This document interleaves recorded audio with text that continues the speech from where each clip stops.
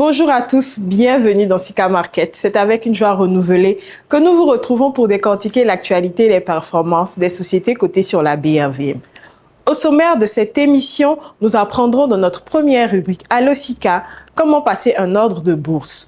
Nous poursuivrons avec notre seconde rubrique Tour du marché, au cours de laquelle nous passerons en revue les performances de la BRVM sur le mois d'octobre avant d'aborder les perspectives pour le mois de novembre. Nous terminerons notre émission avec la rubrique Meeting with, où nous échangeons aujourd'hui avec Massou Bois, président-directeur général de Joseph Titrisation.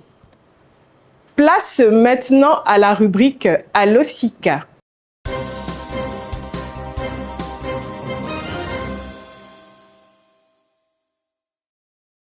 Notre rubrique Allo Sika, nous sommes de nouveau en compagnie du docteur Ange Ponou, économiste à Sika Finance. Bonjour Ange. Bonjour Maëva. Comment tu vas? Bien, et toi-même? Je vais très bien, c'est avec un plaisir renouvelé que nous t'accueillons sur notre plateau. Tu es désormais un habitué. Plaisir partagé. Dans la continuité de ce que nous avons commencé le mois dernier, où nous avons appris à tous nos abonnés, à tous nos auditeurs, les documents qu'il faut pour ouvrir un compte titre, nous allons aujourd'hui apprendre comment passer un ordre de bourse. Mais avant, est-ce que tu peux nous expliquer simplement ce qu'est un ordre de bourse? Ok. Pour faire simple, un ordre de bourse, c'est le fait pour un investisseur de chercher à acheter ou à vendre une action. Bon, on peut dire simplement un titre en général, ça peut être une action ou une obligation. Voilà. Donc, bien entendu, par ordre de bourse, on va entendre ordre d'achat et ordre de vente. Et l'opération de vente. Ça. Et concrètement, comment cela se passe? Alors, pour illustrer ça, on va essayer de nous servir d'une plateforme, d'une société de gestion et d'intermédiation, et ensuite expliquer les différentes étapes clés, n'est-ce pas, qui vont permettre à l'investisseur de passer réellement l'opération, n'est-ce pas, d'acquisition de titres, ça peut être des actions ou des obligations, comme je l'ai dit. Donc effectivement, nous rappelons qu'aujourd'hui, on parle de bourse en ligne, donc nous n'avons plus besoin de nous déplacer. Exactement. Si nous voulons passer un ordre de bourse. Et donc, ce que l'investisseur doit chercher à faire déjà, c'est une fois qu'on a ouvert le compte titre, alors notre LGI doit mettre à notre disposition une plateforme de bourse en ligne. Et avec des identifiants qui vont nous permettre d'accéder, n'est-ce pas, à cette plateforme. Donc la première chose, vous entrez vos identifiants. Une fois que vous avez entré les identifiants, alors, une fois qu'on est sur la plateforme, on va chercher, n'est-ce pas, un marché. Donc comme ici, à la bourse, on a deux marchés. On a un marché action, on a un marché, n'est-ce pas, des obligations. Donc moi, je cherche le marché action. Une fois que j'ai accès au marché action, j'ai la possibilité de voir l'ensemble des sociétés que je pourrais, par exemple, acheter. Et on remarque que c'est par ordre alphabétique, elles sont listées. Exactement. Alors, sur cette plateforme, les sociétés sont listées par ordre alphabétique.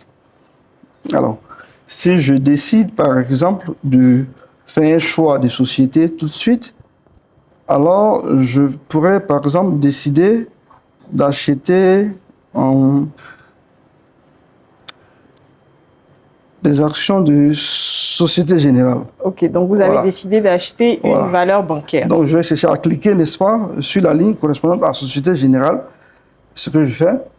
Alors là, la plateforme me fait sortir une boîte de dialogue, et là j'ai la possibilité de voir le rang des acheteurs et des vendeurs au marché.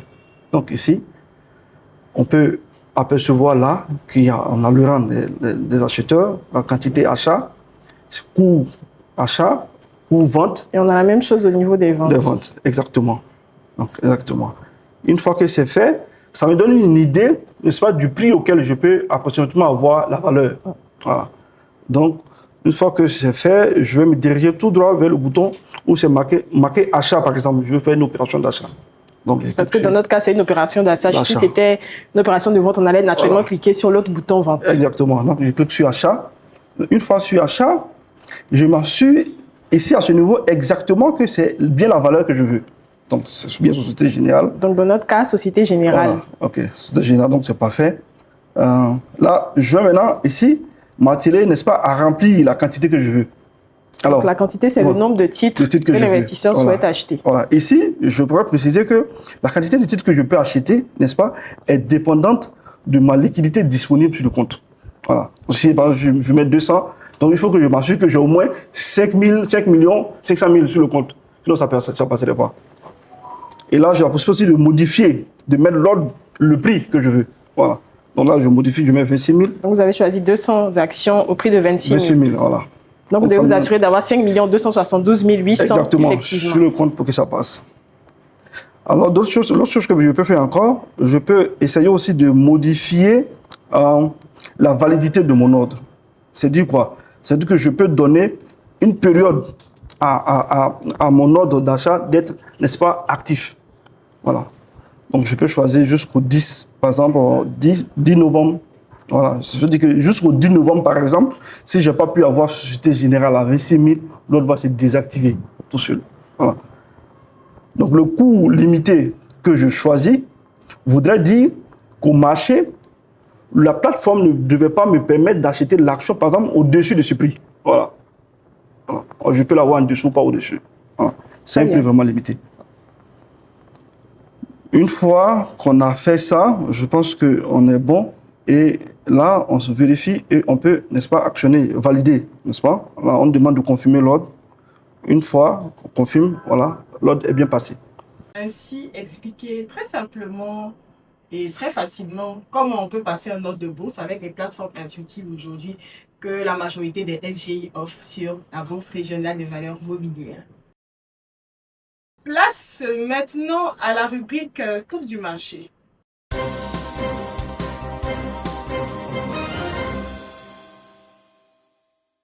Pour notre rubrique Tour du marché, nous sommes toujours en compagnie du docteur Ange Ponou.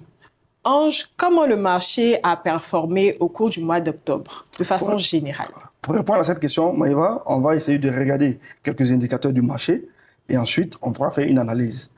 Alors,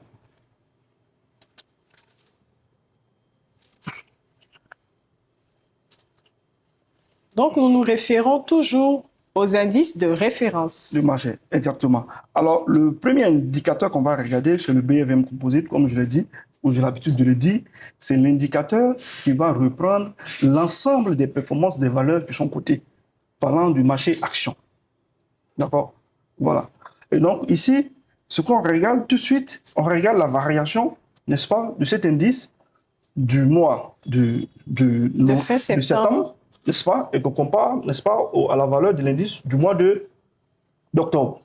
Et on voit clairement que l'indice a réalisé une progression de 5,83%, qui est une grosse performance. Parce que, si tu veux, on peut regarder ça au regard de ce que le marché, par exemple, a l'habitude de faire sur une certaine période. Si je cherche ici le BFM Composite, je cherche le BFM Composite ici.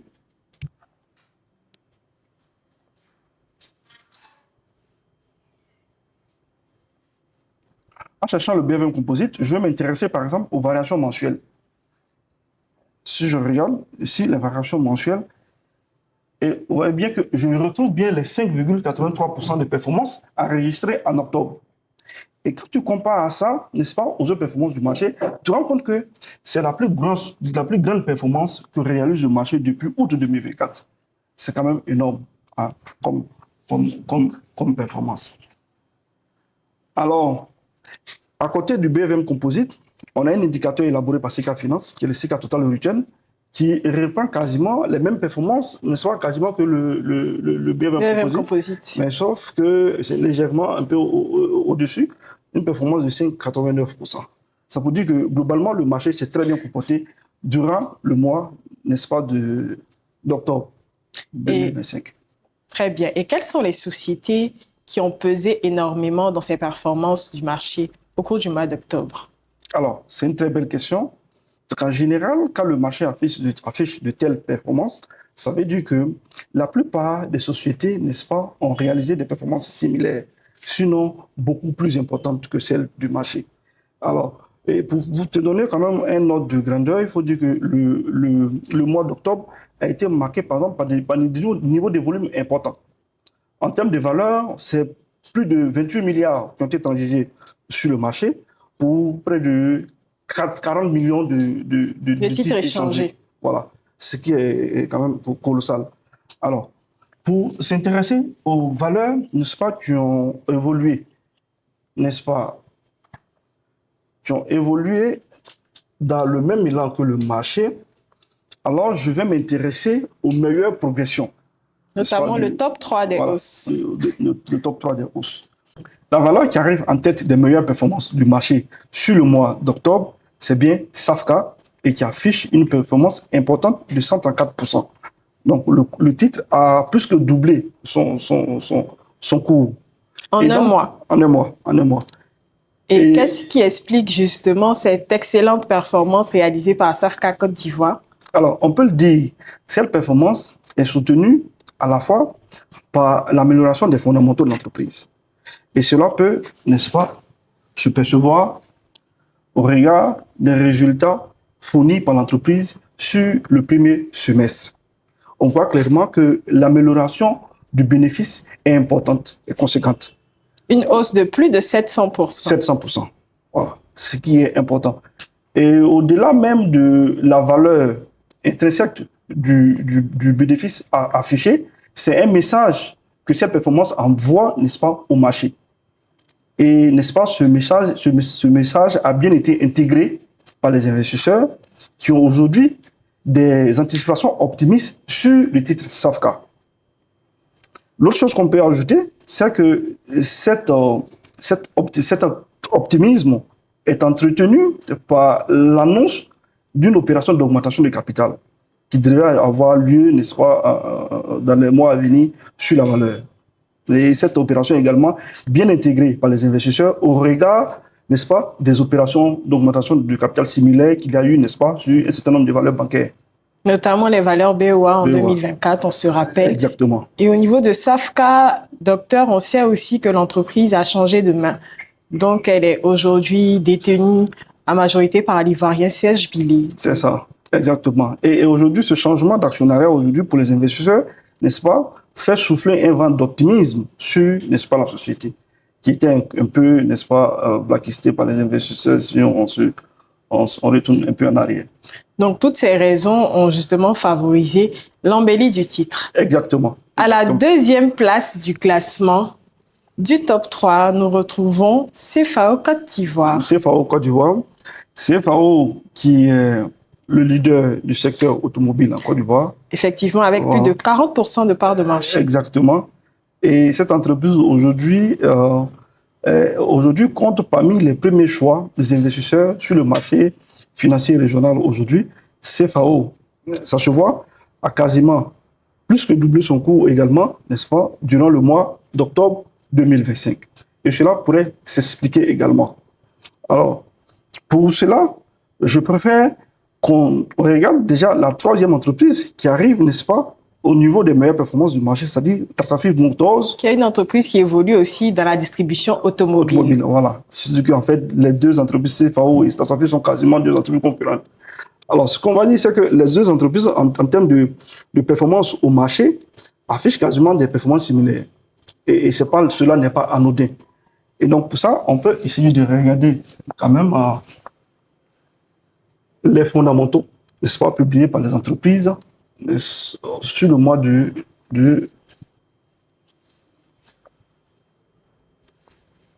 d'octobre. Donc, on va chercher Tractafil Motors. Donc, on se réfère toujours aux résultats des entreprises pour pouvoir justifier toutes ces performances. Exactement. Pour dire qu'en fait, ici, sur notre marché, les investisseurs accordent, n'est-ce pas, beaucoup d'importance aux fondamentaux des sociétés. Alors, sur le premier trimestre, on va regarder ici, sur le premier trimestre. On voit clairement ici que Tractafil Motors, là, au niveau de son résultat net, annonce une progression de près de 2000%. C'est bien, je dis bien 2000%. C'est bien ça, voilà. 2000%. Et là, on est à fin juin 2026. Donc, c'est bien un résultat semestriel. C'est ça, exactement. C'est ça, c'est le résultat semestriel. Donc, ça veut dire que cette publication, par exemple, également a bien été intégrée par les investisseurs sur la valeur.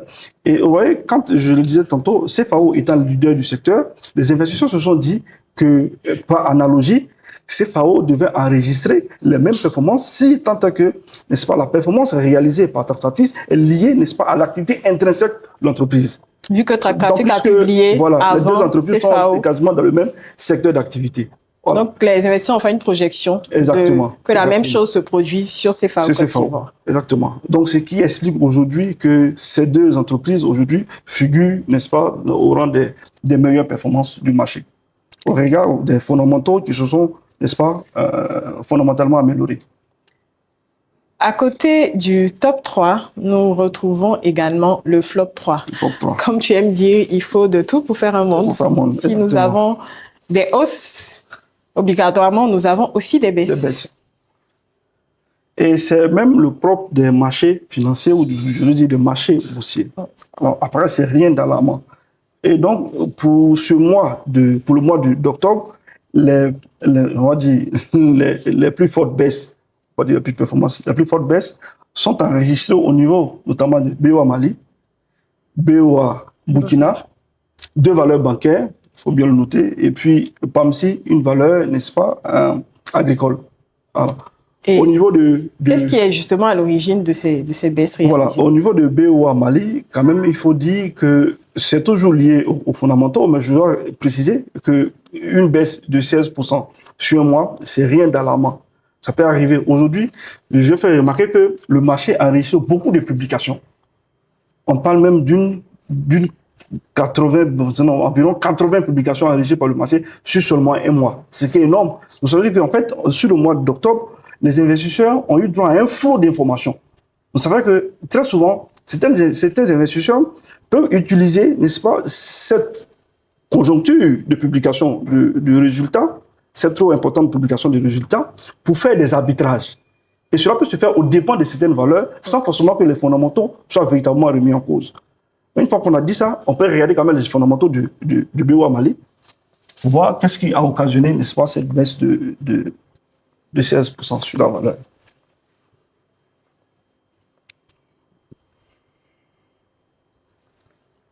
Alors, sur BOA Mali, on peut regarder également le premier semestre, c'est ça, on regarde le premier semestre. Les résultats à fin juin 2025. Ouais, bon, il faut que je prenne la publication pour ne pas que je sente que on fait un commentaire. Alors, quand on regarde les résultats du premier semestre, on se rend compte que BOA Mali, c'est bien ça, hein? Oui, on parle bien de BOA Mali. BOA Mali réalise, n'est-ce pas, une performance de 28%. 28%. Voilà. Un résultat en hausse de 28%. Comme je dis, aujourd'hui, les investisseurs peuvent, c'est dans leur droit, peuvent être exigeants vis-à-vis de certaines valeurs. Voilà. Et peuvent estimer qu'à l'instant T, ou du moins sur le mois d'octobre, BOA Mali, ce n'était pas le meilleur arbitrage, n'est-ce pas, pour leur portefeuille. Et des prises de position, de bénéfices, par exemple, peuvent, n'est-ce pas, permettre, n'est-ce pas, une chute même modeste, légère de la valeur. Mais ce que je dis peut s'entendre si, par exemple, vous regardez, si on regarde ici au niveau des historiques de cette valeur, vous allez vous en rendre compte tout de suite que BOA Mali est resté de façon consécutive pendant 1, 2, 3, 4, 5, 6, 7, 8 mois, n'est-ce pas, dans le vert. Depuis février 2025. Donc, l'argument de prise de bénéfices se comprend aussi sur BOA Mali. Et c'est certainement les mêmes raisons pour BOA Burkina. Bon, je ne dirais pas ça. Je ne dirais pas ça. BOA Burkina n'a pas enregistré de très bonnes performances. Puisque là, on voit clairement que le bénéfice, n'est-ce pas, baisse de près de 28% sur le troisième trimestre. Et on peut faire le même raisonnement sur PAMSI. Parce que moi, je suppose que 9% de baisse en un mois, c'est pas catastrophique. Voilà. C'est juste des raisons liées aux arbitrages, puisque pour s'en convaincre, si on regarde aussi les résultats publiés par PAMSI, sur le troisième trimestre, PAMSI a enregistré, n'est-ce pas, une progression de son bénéfice de 11%. Voilà. C'est un résultat qui est positif. Voilà. Mais malgré ça, les investisseurs ont estimé que voilà, il fallait faire d'autres choix, des sorties sur PAMSI au profit de certaines valeurs peut-être qu'aujourd'hui, ils réalisent les meilleures performances du marché. Donc, Maïva, Grosso modo, voilà ce qu'on peut dire aujourd'hui sur les performances affichées par le marché financier régional. Et donc, au regard de ces performances et de la multitude de publications qu'on a eues au cours du mois d'octobre, à quoi devraient s'attendre les investisseurs sur le mois de novembre? Quelles sont les perspectives? Alors, je vais insister sur la quantité de publications qu'il y a eu. Je ne sais pas si on s'en rend compte, mais c'est 80 publications qu'il y a eu en même temps. Voilà. Et au marché, si vous voyez autant de publications arriver en un mois, ça suppose qu'il y a eu des mois où des investisseurs n'ont pas eu, n'est-ce pas, accès à l'information avant de prendre des positions. Donc, cette situation-là fait que les investisseurs ne peuvent pas intégrer, n'est-ce pas, toutes ces informations en l'espace de mois. Et donc, les effets de ces publications vont se faire sentir même durant le mois de novembre et peut-être le mois de décembre. Voilà. Et pour certains, ça va constituer peut-être le déclic pour les positions qu'ils prendront en vue des paiements futurs des dividendes. Donc, il faut quand même du temps pour vraiment apprécier l'orientation que va prendre le marché à l'issue, n'est-ce pas, de cette intégration d'informations par l'ensemble des investisseurs du marché. Je pense que l'orientation du marché va dépendre, n'est-ce pas, de l'ensemble des anticipations qu'ils formeront à l'issue, n'est-ce pas, de cette analyse. Donc, va dépendre justement de l'arbitrage que les investisseurs feront par rapport à toutes ces publications de résultats. Exactement, exactement, exactement. Parce que l'idéal, ce n'est pas d'envoyer autant de publications en même temps, au même moment sur le marché.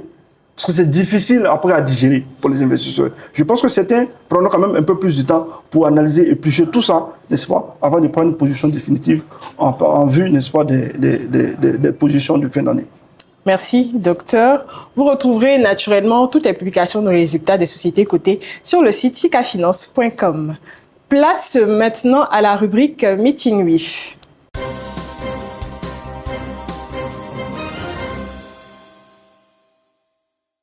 Pour notre rubrique Meeting with, nous sommes aujourd'hui en compagnie de Massou Bois, PDG de Joseph Titrisation. Bonjour Massou.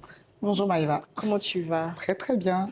On est ravis de t'accueillir aujourd'hui dans notre émission Sika Market pour parler d'un sujet que tu pratiques tous les jours. On remarque dans le bulletin officiel de la cote, donc le bulletin qui récapitule l'ensemble des transactions de la BRVM chaque jour, une partie obligations privées. Et dans cette partie, quelque chose nous intéresse particulièrement, c'est FCTC. Ok. Et donc ça, c'est en abrégé, mais c'est Fonds commun de titrisation de créances. Comment tu peux nous expliquer simplement ce mécanisme d'investissement? D'accord. Donc, merci Maïva, merci pour l'invitation. Et j'aime beaucoup comment tu emmènes la question parce que d'autres personnes nous auraient simplement demandé qu'est-ce que c'est que la titrisation. Et je pense que le sujet a été quand même beaucoup évoqué. Tout le monde a plus ou moins en fait la définition de la titrisation. Mais on va revenir au BOC. Donc, quand vous regardez un peu le BOC, vous voyez en fait l'ensemble des titres qui ont été émis. Et donc, moi, il y a quelque chose qui a toujours attiré mon attention. Vous avez la partie marché des obligations. Donc là, ça récapitule vraiment toute la dette qui a été collectée pour les États. Voilà. Et donc, cette partie-là, vous pouvez avoir jusqu'à 150 lignes. Voilà. Donc, 150 opérations là en cours qui décrivent les opérations qui ont mobilisé des ressources pour nos États. Oui, donc en matière de dette publique. En matière de dette publique. Et juste en bas, vous avez la partie obligations privées. Donc là, qui concerne en fait le secteur privé qui s'est financé sur le marché en fait à travers de la dette. Et vous avez à peine une vingtaine de lignes. Donc ça veut dire simplement qu'aujourd'hui, moins de 10% des opérations en fait permettent de collecter des ressources pour les entreprises. Ça veut dire qu'on a essentiellement de la dette publique. Et c'est là pour moi tout l'intérêt de la titrisation, en tout cas tel que je le pratique. En fait, la titrisation, c'est assez simple. C'est un mécanisme financier qui permet à une banque, donc un établissement financier, donc banque, microfinance, à une entreprise commerciale ou industrielle, à l'État, à des entreprises publiques de collecter de l'argent sur le marché financier. Sauf que la spécificité, c'est que en fait, il y a une émission de titres, voilà, adossée à un portefeuille de créances. Donc, l'entité nous cède un portefeuille de créances. Nous achetons ce portefeuille de créances-là. Et comment on le fait? On émet des titres sur le marché financier. Des investisseurs institutionnels achètent ce papier-là et ça nous permet de financer les entreprises. Donc, pour résumer, en fait, pour moi, la titrisation, en fait, est une opération qui va permettre, je ne dirais pas d'inverser la tendance obligations publiques, obligations privées, mais de vraiment améliorer en fait cette tendance-là, permettre à plus d'entités privées de se financer sur le marché financier régional. Voilà. Et ça nous permet justement d'emboîter sur ma deuxième question. Quels sont concrètement les avantages de ce mécanisme, non seulement pour les entreprises, mais aussi pour les investisseurs au sein de notre zone? D'accord. Donc, on parle d'avantages. On va le faire en fonction des cibles. Voilà. Donc, nous, quelles sont nos cibles quand on fait nos opérations de titrisation? Donc, première typologie des cibles, ça va être les établissements financiers, donc banques et microfinances. Donc, aujourd'hui, c'est simple. Vous êtes une banque. En fait, toutes les banques ne fonctionnent pas de la même manière. Nous, notre mission, c'est d'accompagner les banques à octroyer plus de crédits. Et vous allez remarquer, en fait, aujourd'hui sur notre marché, toutes les banques ne sont pas, elles sont peut-être appelées banques commerciales, mais toutes les banques n'ont pas pour ambition de faire plus de crédit. Parce qu'aujourd'hui, une banque peut faire du cash simplement en achetant du titre public. Donc, pour les banques qui souhaitent octroyer plus de crédit, la titrisation est une solution. C'est-à-dire que une banque peut émettre des crédits qui vont être refinancés par ce mécanisme-là. C'est-à-dire que la banque n'est plus obligée de compter uniquement sur ses dépôts ou sur ses fonds propres. Elle peut monétiser son portefeuille de créances crédit actuelles. Donc, je précise des créances saines pour les raisons qu'on a déjà, que tout le monde sait. Et ce mécanisme, ça permet de lever des fonds pour continuer à financer l'économie réelle. Donc, ça, c'est pour le côté établissement financier, banque et microfinance. Maintenant, pour la deuxième cible, ça va être les entreprises. Donc, c'est quoi l'avantage en fait? C'est vraiment dans un souci de diversification des sources de financement. Il n'est pas question la titrisation ne pourra jamais remplacer le système bancaire. Vous avez, pour tous vos sujets de fonds de roulement, oui, vous avez accès à vos banques. Mais elle vient en complément du coup? Elle vient en complément de ce que aujourd'hui vous êtes une entreprise, vous avez des gros investissements, vous voulez même optimiser votre fonds de roulement, vous pouvez utiliser cette technique-là. Et l'avantage, en fait, premier qui est annoncé aux banques, c'est que vous financez pas sur la base de votre comment on va dire ça, de votre qualité ou de votre notoriété ou de votre de ce que vous êtes, mais vous financez sur la base du portefeuille de créances que vous avez. Donc toutes les banques, toutes les entreprises plutôt qui ont un portefeuille de créances d'une certaine taille, voilà, peuvent aujourd'hui avoir l'opportunité de se connecter au marché financier et de lever des fonds. Et puis la troisième catégorie, c'est le secteur public. Donc vous avez des États, vous avez des sociétés publiques qui vivent de subventions. Donc la titrisation peut être une opportunité pour pouvoir en fait diversifier les sources de financement. Donc c'est vraiment pour moi les principaux avantages qu'on peut relever. Voilà. Et pour les investisseurs, quels sont les bénéfices concrets de pouvoir avoir recours à ce mécanisme? Donc, tout va dépendre de l'objectif de l'investisseur. Donc, quand on parle, ici, on parle d'investisseurs, on parle d'investisseurs institutionnels. Aujourd'hui, je veux dire, sur le marché, elle est à 95%. L'offre d'obligations qui est proposée aux investisseurs, c'est la dette publique. Donc, si vous avez un investisseur qui, a besoin de se diversifier. Vous avez souvent les assureurs, par exemple, dans leur portefeuille qui ne doivent pas être exposés à un certain niveau. Je veux dire que la titrisation est une opportunité, est un véhicule intéressant parce que ça permet d'aller sur d'autres types d'actifs. Donc ça, c'est un. Voilà, c'est ça l'avantage. Et puis aussi pour ces investisseurs-là qui souhaitent vraiment accompagner, je veux dire, le financement de l'économie réelle. Parce que moi, quand je pense titrisation, je pense aussi financement d'impact. Vous êtes un investisseur, vous voulez en fait accompagner le développement de l'économie réelle, c'est-à-dire accompagner les banques à faire plus de financement sur des thématiques spécifiques, accompagner le secteur public à remplir ses missions de financement. Donc, la titrisation vous apporte en fait du rendement, mais en même temps, en fait, vous accompagne dans un financement d'impact. Donc, pour moi, voilà l'intérêt pour les investisseurs. Et ce que je peux rajouter, c'est que quand on regarde quand même, la tendance a quand même beaucoup évolué. Aujourd'hui, on a quoi? Depuis 2010, on a plus d'une vingtaine d'opérations, presque 2000 milliards qui ont été mobilisés sur le marché. Donc, je veux dire que quand même, on arrive à un niveau qui commence à être intéressant. Et on voit que les investisseurs, en tout cas, sont de plus en plus intéressés par la technique. Donc, aujourd'hui, nous, notre challenge en tant que sculpteur ou gérant, c'est de proposer du papier dont le risque est quand même bien contrôlé, parce qu'on est quand même en compétition avec du papier public, où les taux d'intérêt sont intéressants, mais à la fin de la journée, il n'y a pas que le rendement. Il y a aussi l'impact qu'on peut avoir en fait sur l'écosystème. Voilà.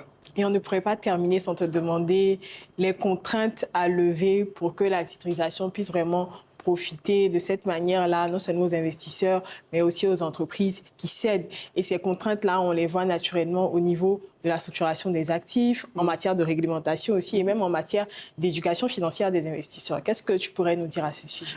Donc, en termes de contraintes, je veux dire qu'en tant que société de gestion, on a la première contrainte qu'on a, c'est, vous regardez, aujourd'hui, une des problématiques, c'est que les titres ne sont pas refinancés par la Banque centrale.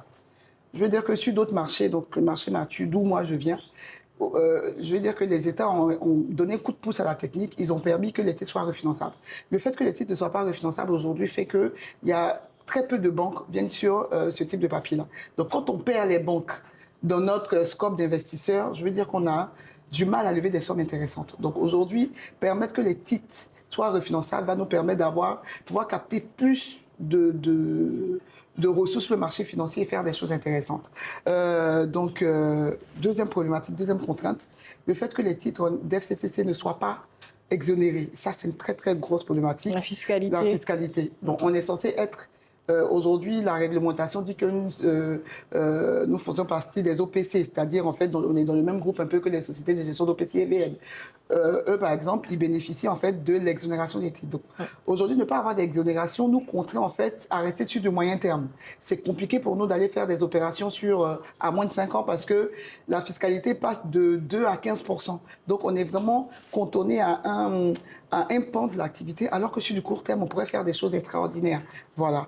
Et puis, troisième chose, c'est vrai que en termes de compréhension de la technique, je pense qu'on a beaucoup évolué. Tout à l'heure, je disais qu'on est quand même une vingtaine d'opérations, 2 000 milliards. Donc, les acteurs commencent à s'intéresser.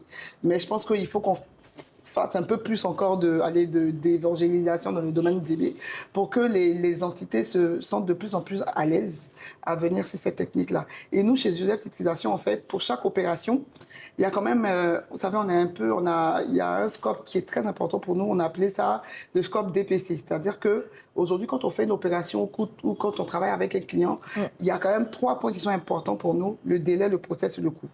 Donc, le délai, nous, on travaille à ce que le délai de mise en place d'une opération soit raccourci. Parce que je veux dire qu'il y a quand même beaucoup de contreparties qui travaillent ensemble, donc raccourcir le délai. Et aujourd'hui, le régulateur quand même a fait beaucoup d'efforts. Les délais sont de plus en plus courts, donc je pense qu'on arrive à quelque chose. Le process, on essaye de simplifier le process au maximum. Vous avez plusieurs synergies, c'est quand même très compliqué, donc on essaye de démystifier et ça a ses avantages. Et puis le côté coût. On sait bien qu'une opération de titrisation, quand même, a un certain coût. C'est ce qui, aujourd'hui, freine beaucoup d'acteurs. Très des réticences. Voilà, beaucoup de réticences. Mais je veux dire que les choses se font au cas par cas. Et au fur et à mesure. Au fur et à mesure. Le rôle d'un structureur, c'est de faire une opération aussi qui est financièrement viable pour le client, mais qui repose aux exigences des investisseurs. Et je pense que nous concernant, on arrive quand même à faire des choses qui sont sympas. Merci, voilà. Massou. Merci à vous, nos abonnés, de nous avoir suivis. Merci de continuer à vous abonner à la chaîne Sika Finance TV en activant la cloche de notification. Nous vous donnons rendez-vous le mois prochain pour une autre émission Sika Market. D'ici là, portez-vous bien.